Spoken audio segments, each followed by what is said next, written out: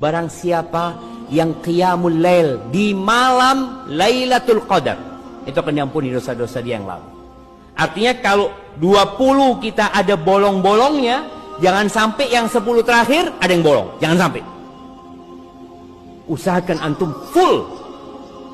Ustaz, kan Lailatul Qadar cuma satu, Ustaz.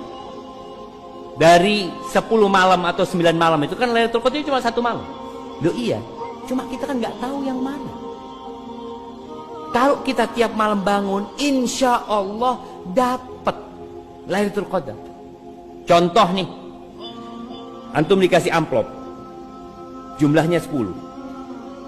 Dikatakan salah satu amplop ini ada uang $100.